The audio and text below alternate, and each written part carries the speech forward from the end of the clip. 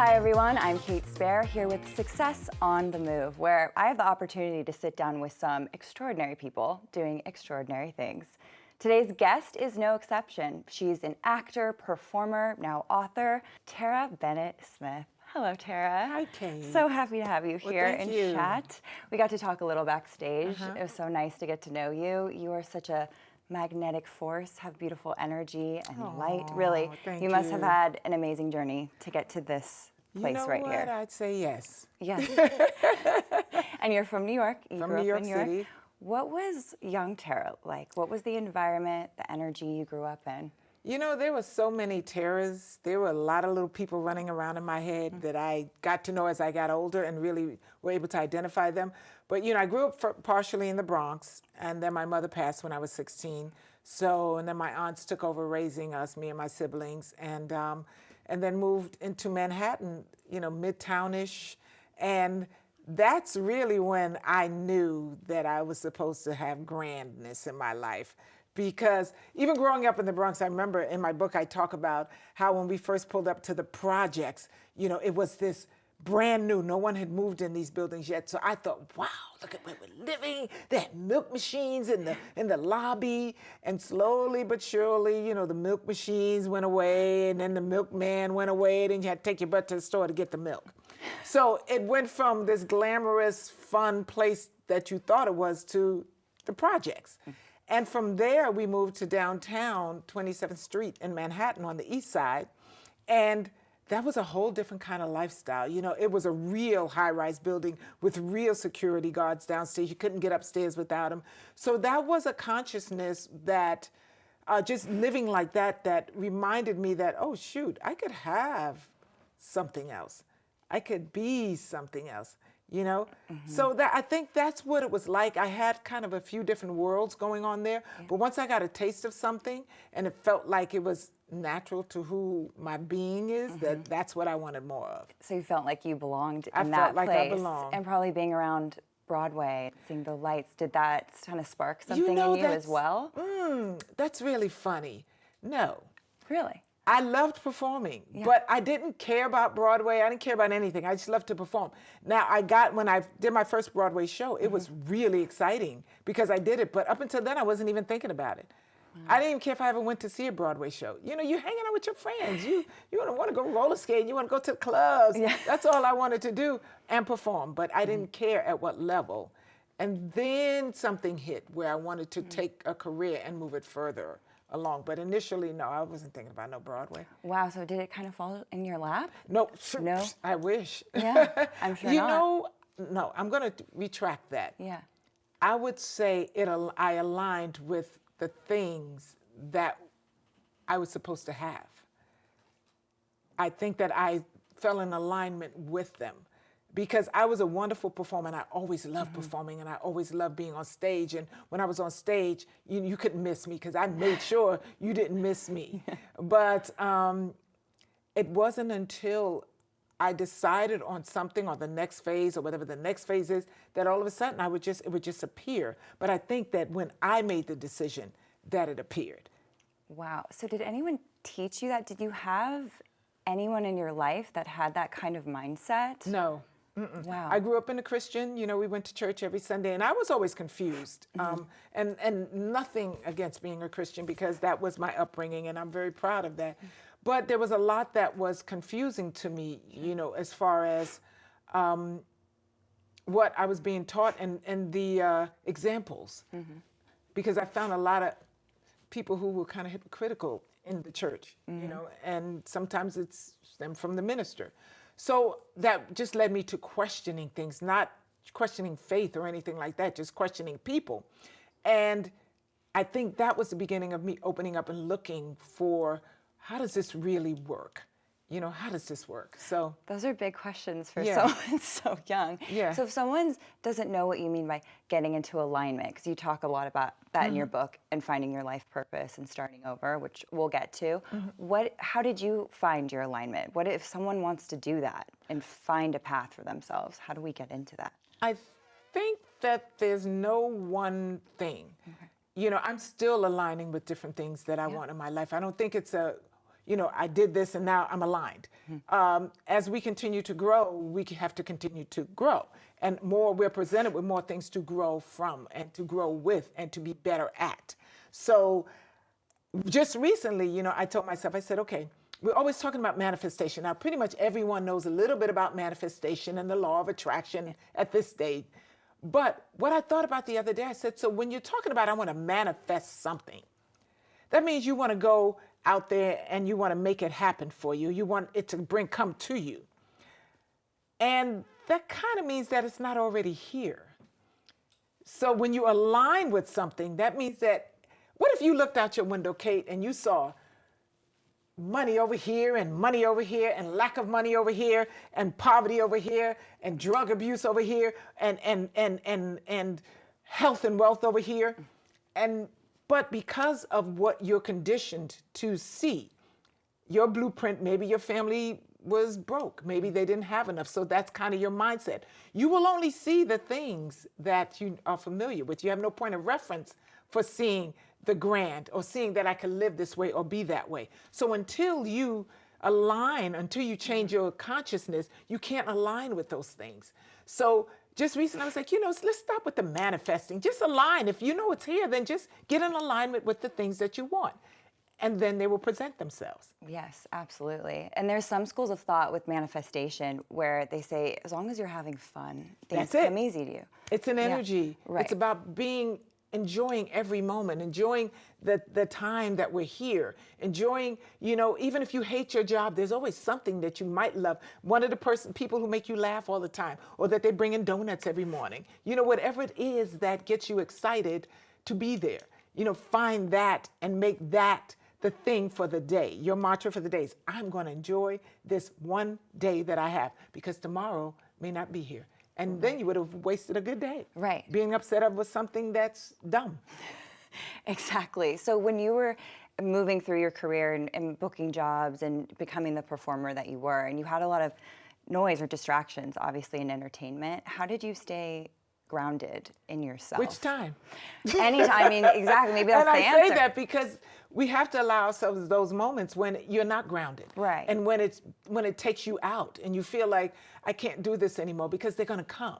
But you allow yourself to take a nap. You allow yourself to, my thing was, I would put on some music and just dance. Or I'd pick up the phone, kind of like I'm in a 12-step program, and I call whoever I consider to be my sponsor. I'm not in a program, but I have to call people who uplift me. So I have to find different tools to help me get through the moment. And if I can't find anything, then sometimes it's a matter of just shutting it down and taking a nap and regrouping. So when you get up, meditation is key. Starting your day with gratitude. Gratitude, guys, is so important because it really sets the tone for where you're going next. And you're not falling prey to whatever is presented to you. I always tell people, it's kind of like when somebody calls you on the phone. Now, you may have that girlfriend, or y'all may have that girlfriend or boyfriend or whatever. When they call, you be like, oh, God. Her, him. Because, they come with a lot of negativity, or something's always wrong with it. What we tend to do, that person's calling with their agenda. They have an agenda. They have a purpose of calling. But we answer the phone with none. We just answer the phone. So why not answer the phone with your agenda? So if you don't have an agenda, then don't answer the phone until you're ready, so that you cannot be sucked into someone else's energy. You know what I'm saying? So when you pick up the phone, now you say, okay, that's Diane, whoever her name is. Oh, God, okay, so when she calls, I'm going to be ready for her, and this is my boundaries. So when you call her back, you're ready. So that's the thing with life. When you start off in the morning and you start off with your meditation, you're setting the tone for how you want your day to go. So that when you're presented with other people's energy, because it comes, Absolutely. then you can place it in compartments, and you don't have to necessarily let it come into you. Put a little basket around you. So when people throw you crap, let it fall in the basket before they come into you. Pow! Let it go into the basket before it comes into you. Exactly. Preserving your energy. Preserving your energy. First. Amazing. Well, we're going to take a quick break and then come back and talk about your book. Thank Stay you. tuned. We'll be right back.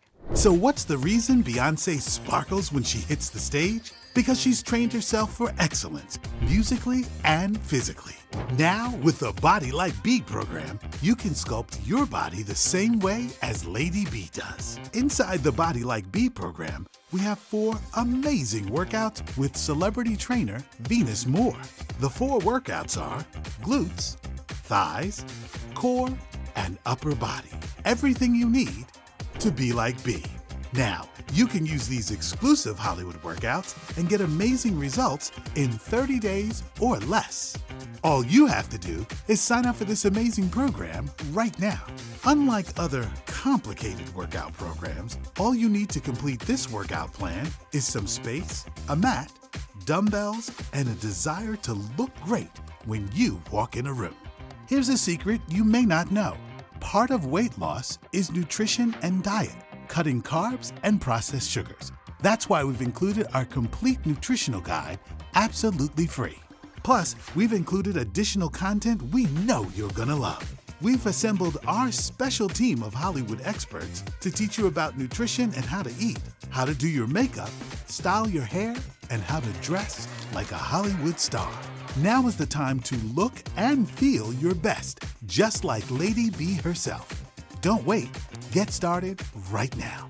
Welcome back. I'm Kate Spare talking with Terrah Bennett-Smith today. We're jumping right in to talk about her new book, Being Bigger, Badder, Bolder, Better. When did this book come to you, or was it a lifetime of lessons? Well, okay. It started in 2012 when I sat down because I put myself through my own programs all the time. And I do workshops with a lot of people. And someone said, you need to turn this into a book so that people can read about the journey. So in 2012, I sat down to write this book. And 2013, I sat down to finish this book. Okay, 2014, I sat down to finish this book. In 2015, 2016, 2017, 2018, 2019, 2020, 21, 22, 23, 24, I said, finish this stupid book. And so I sat down, didn't finish it. 2025, I said, okay, you're launching it on your birthday, you're launching your new workshops, and that's what happened. It took me that long, getting out of my own way and out of my own comfort zone, and the fear that I had about exposing or sharing my story, because there was still that element of people, what are they gonna say, what you doing now, Terrah? You always got something you're doing. And I said, but the purpose is beyond just talking about me. It's sharing a journey, and it's a workbook so that people can actually take themselves on their own journey as they're reading the book. You know, there's little sections where you can write, and I encourage you to reflect. You know, it was initially called Connecting the Dots because I wanted people to connect the dots between your blueprint. You know, it's being bigger, better, bolder, better. 3 acts to redesigning your blueprint and your life and rewriting your life script. Our lives are in acts. You know, the first act is us as babies, you know, young, we come in here, and then we kind of get the blueprint of whatever our parents and the people we're around, they offer us this blueprint. You don't even understand that you're in the blueprint of people who are on drugs, or your blueprint is people who like to fight, or blueprint of people who have so much money you don't ever have to think of them. You don't understand that. It's just your life. And then the second act, we go into more of kind of teens to heading into young adults, where we are following a blueprint that we don't even realize we don't have to follow, because it's all we've ever done. It's what we know, it's what we do. So we're repeating the patterns that were given to us from however long ago. Then you start to see what manifests, what you attract into your life based on the blueprint that somebody else gave you. And now you're an adult and you're wondering why this is so hard to change. How come I keep meeting the same kind of guy? How come I find myself in the same kind of abusive relationship? How come I never have money? How come I live in poverty? Because you're still following a blueprint. So how do you do that? You have to rewrite your script. Once you understand that you have a blueprint that somebody gave you, that's no longer yours, because you don't have to do what your mom and them did. You don't have to do it. But once you decide and you find out and you realize that, oh shoot, this is what I've been doing, well, how do I make this change? That's when you rewrite the script. And then you have to have tools to follow, because what will happen, the old habits will keep coming back on. Remember me? This is how we used to do it. What do you mean you're trying to be cute now? You're not cute. You remember you were ugly. They always said you were ugly, girl, Kate. And you're like, but no, but everybody's telling me how beautiful I am now. Yeah, but no. Remember Johnny back in the 3rd grade? He said, it's called you ugly Kate, ugly Kate. And you're like, but I was never ugly. That's what we're dealing with. We're dealing with old blueprint, old tape that we have to rewrite. Wow. And do you agree that okay, a blueprint also is comfort too, right? 'Cause Very we always comforting. go back to what is comfortable, and that's limiting beliefs. That's fear of not wanting to change. 'Cause that's so easy to go back to. So in order to rewrite our script, we have to become aware first. Yep. Okay, right. And you don't have to revisit pain. I'm not talking about going back and digging up things that hurt you. We all understand what we've been through, and we all have an understanding of how it feels. So if you don't want to feel that way anymore, then we have to make the shifts to make that happen. And you have to sometimes change your surroundings. You have to sometimes change your girlfriend, because you have that friend, you realize she's always, you don't realize until you want to move that she's been trying to keep you down with her little sayings. You know, don't, well, that looks cute if you want to do that.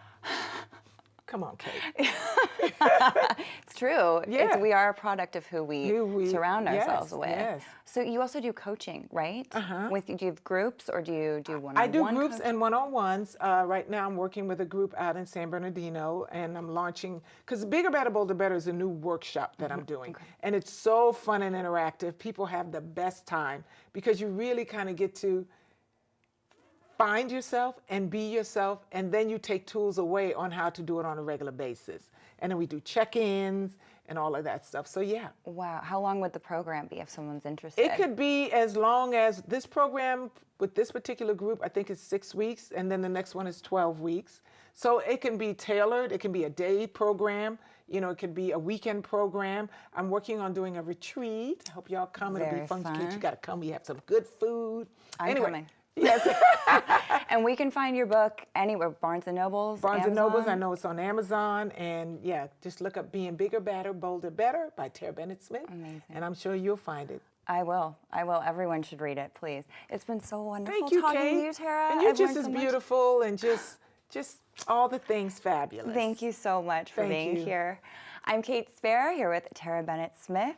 I'll see you next time. Join your favorite late-night host, Tyrone Jackson, as he sits down with today's most popular urban comedians who discuss the art of comedy on stage. All y'all women, I would get you, but you know I'm already took off the draft. Should have got me where I was cheap. Tell you, I was available. I was out there, all in the grocery store, just looking for love. I just want to say, just right now, the show you got, right, is incredible.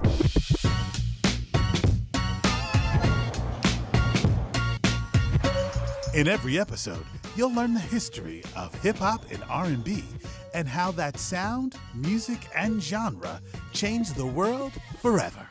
I'm Chris Wilkes. I am a dancer and a choreographer. I've worked for Mariah Carey, Timbaland, Metro Boomin, MC Hammer. Hip-hop is a worldwide phenomenon because it's something that's so universal. It's pretty welcoming to people who are willing to learn about it.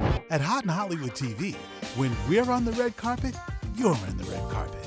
And we have access to the biggest stars in the world, like Lenny Kravitz, Heidi Klum, Elton John, and more.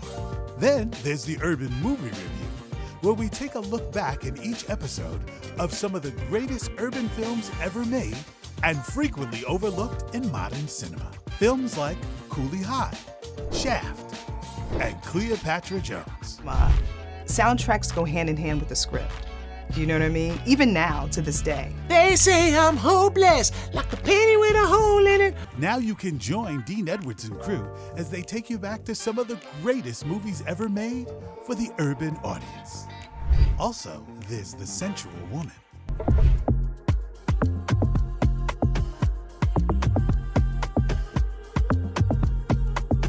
Then there's Gossip Queens. All right, so I was traveling. I was booked to travel with a celebrity client. So I check in at the front desk, and they give me my room key and everything, right? So I go upstairs, I put my room key in and go to open the door. Lo and behold, look who's in my room. What? Yeah. Then you can work out every week with celebrity trainer Venus Moore on Chocolate Soul. Feels so good when my body is moving. So good. You're almost there, guys. Keep working. Got them timers up. Bam! 30 seconds. Find out for yourself why Hot in Hollywood TV is one of the hottest new streaming services on the planet. So what are you waiting for? Start your free subscription to Hot in Hollywood TV right now.